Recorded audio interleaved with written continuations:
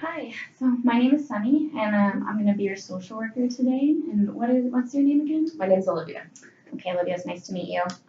So I'm interested to start getting started on this, but I just wanted to tell you first, kind of go over confidentiality guidelines and everything that you say to me in here stays in here.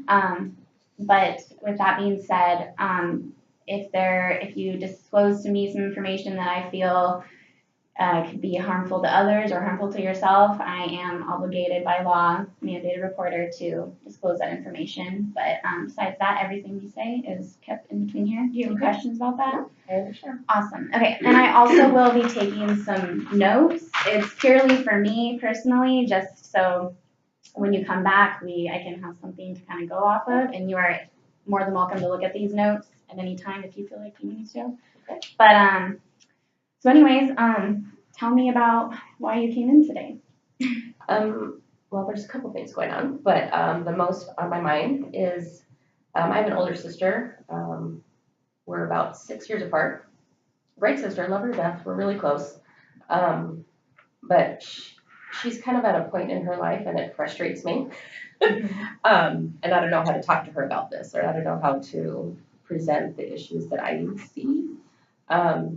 It's mostly she's recovering from cancer, which I'm not really an advocate for playing the cancer card.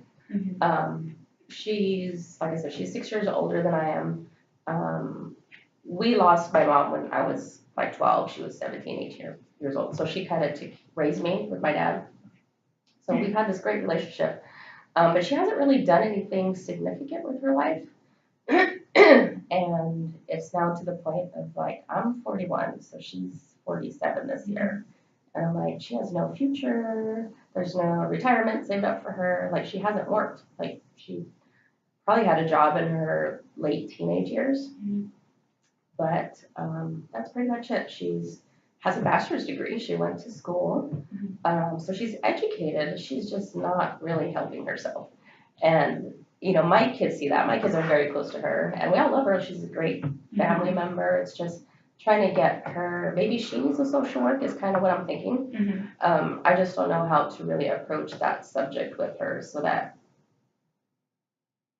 you know, she can like start to see the issue. Because in the past, like over the last, I don't know how many years, 20 years, you know, she's seen me progress. She's seen me get married, have kids, go to school. And she's very capable of like helping herself. You know, I don't see what the issue is. So I came here to kind of try and figure out how to work that dynamic so that she understands that she doesn't really have a future if she doesn't work.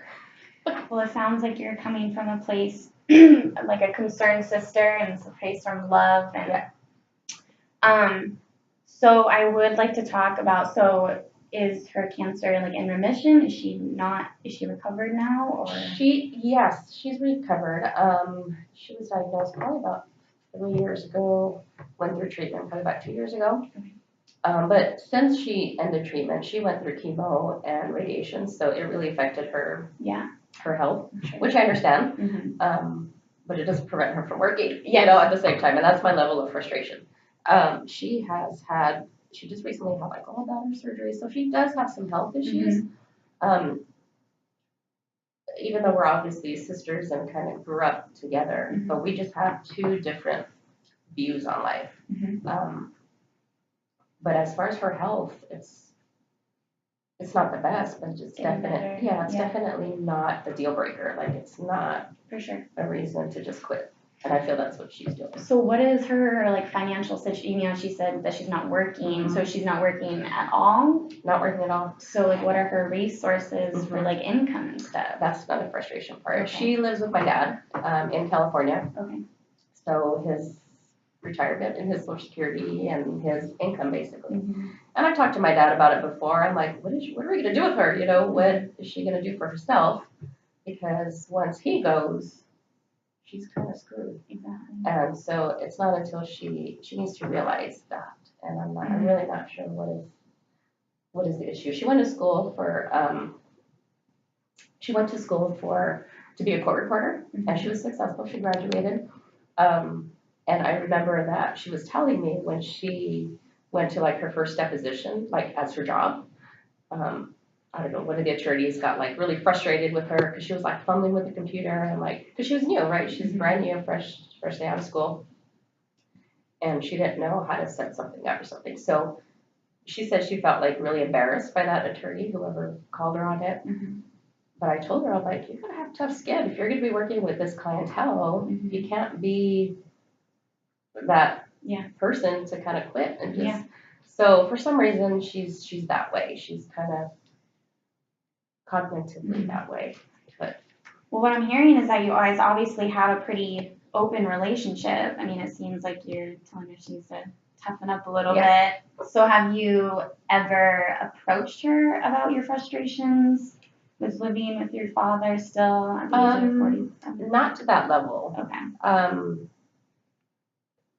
The things that I've said to her are, oh, so what's next? What's your next step for you? Or what's next? Or what are you gonna do about that? You know, kind of a thing. But she gives me like willy-nilly answers like, oh yeah, I'm gonna look into a job here. I'm gonna apply here. It's always, I'm gonna. And like no follow through. So, you know, I think that's the frustration part. Yeah, for sure. Yeah. It's kind of a hard subject to approach. So has this, I mean, so this is obviously seems like a pretty pertinent issue, and how long has this kind of been bugging you? Oh gosh. Really for the last several years, but mostly I'd say the last year has been like getting to me just because my husband has a heart of gold. So he put her, because of her oral cancer thing, and she wanted to talk to the kids and stuff like that, which I totally understand. He put her, he got her cell phone on our plan, so we're paying for her cell phone every month. So, so just maybe 2 weeks ago, she called me and she said, hey, can you add more data to my plan? And I was like, no. Yeah. I'm like, no, I don't understand. So, what we ended up doing, and this was my husband's idea, got her a separate plan, totally on her own.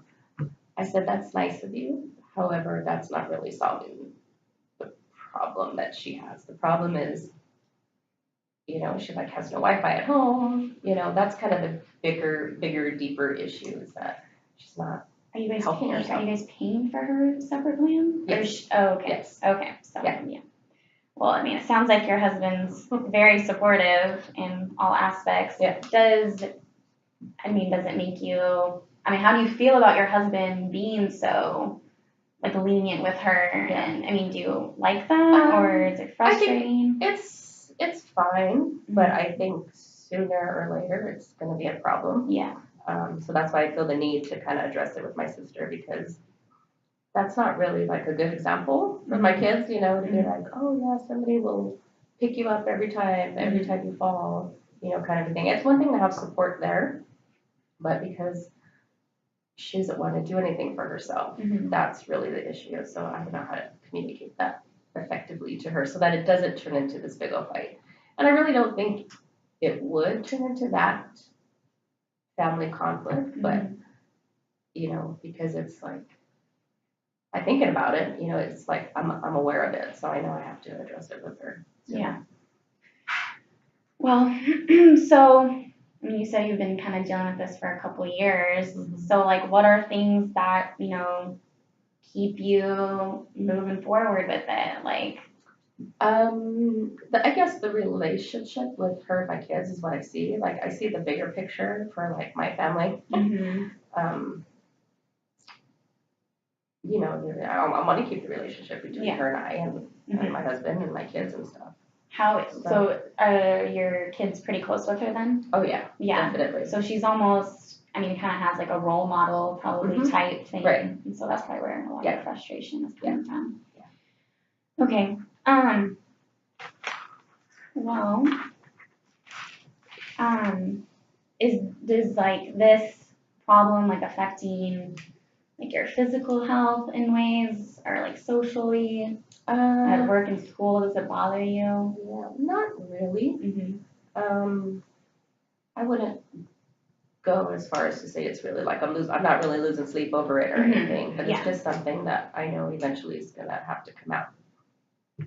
She's actually coming to visit us. My husband and I are going on vacation, so she's coming over to take care of the kids for a week, at our expense. Oh, okay. So, and again, it's fine, you know, I understand she doesn't have a job right now, but she's 46 years old. Yeah. It's time to like earn your keep in the Yeah, world, you know, absolutely. so. Do you, I mean, so with her coming over to take care of your kids, you obviously are not gonna have the time to sit down with her. Right, Okay. right. It's not the ideal time just because the way that the days that she flies in and we leave, it's like the day, she gets here a day and we leave the day after, and that's the same thing when she leaves. We're just coming back and she has to leave. Is this something that you want to try to approach and talk to her about? Or is this, okay. Yeah. Like, have you thought about ways of going about it? I thought about being straight up with her, like just be brutally honest, but in a nice way. Because I don't want to hurt her, you know, and I don't want to I don't want her to feel like she's a failure and, you know, have all of those things. And the fact that we're like so far away. I mean, we talk on the phone, we're on Facebook and do all that stuff. But she's the type of person who's kind of like,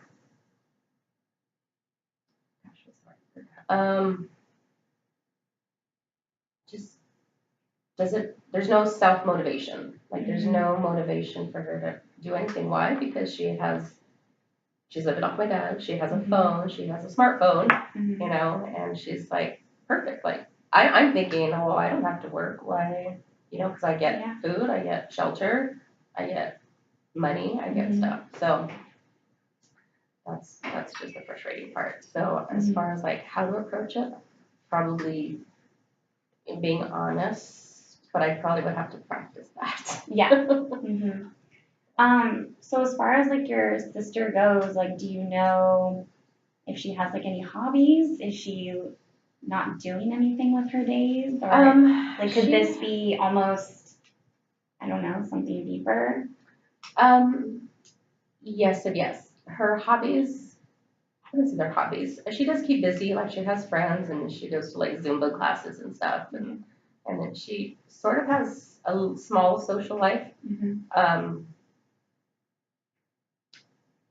What was your other question? I was just wondering if maybe just not getting a job and like, you know, not having money and stuff would be stemming from something further, deeper. I think so. And my husband and I talk about this not often, but we have talked about it in the past of like my mom's death, like it may have affected her differently than it did me because, you know, with education and with like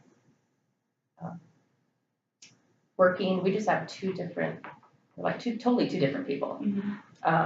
And when my mom died, she was 17. My sister was 17. So like her senior year of high school, she had to like completely transform her role. So yeah, I personally think that it may have affected her, and she's kind of struggling with some internal issues about that. Yeah. So, sounds like, can you pause it for a second? Okay, so kind of what I've gathered, Olivia, is that, you know, you're having this hard time dealing with your sister, and you love her very much, and you know, want to approach her, but in kind of maybe a like tough love kind of way. Right. You just don't know when you want to do this, or do you have a kind of time approach that you want to do it? I mean, is there because I know you said that you were having her come up before you and your husband leave for vacation. And so I don't know how, you know, watching your kids would go over if you talk to her beforehand, but is there like a time you could probably schedule within that so it would be like convenient for both of you? You know what I mean? Yeah. Probably that time won't be fitting or appropriate because I do want to give it the attention it deserves. Like, exactly. It's a huge issue. It's not something I want to rush in like a 2-hour conversation at the airport. So I would be open to like making a special trip out there, you know, for like a sister weekend or something like that. So yeah, I think, I don't know, maybe by summertime or maybe during summertime, that might be like an ideal time frame for me to get away because I'm busy with school. Do you have, so you were talking about, you know, approaching the situation. Would it help to maybe like role play it out the next time we Yeah, that's a get good together? idea. Yeah. Do you have like, you know, you had mentioned again before the kind of being blunt and honest. Mhm. Is that something that you're super comfortable with doing? Or are you kind of, Not really. Even like you use the word tough love. I think that's like a good way to describe it. yeah, But I think I would definitely need to like practice probably with my husband or something to Yeah. kind of like what words do I actually say because Mhm. the last thing I'm gonna do is hurt her feelings, you know, and I don't want to like push her down even ruin further. a relationship? Yeah, that's a good idea. Okay, so maybe next time when we come in, we can do some like role playing and think about things that we could talk to your sister about. Sounds good. 16 minutes.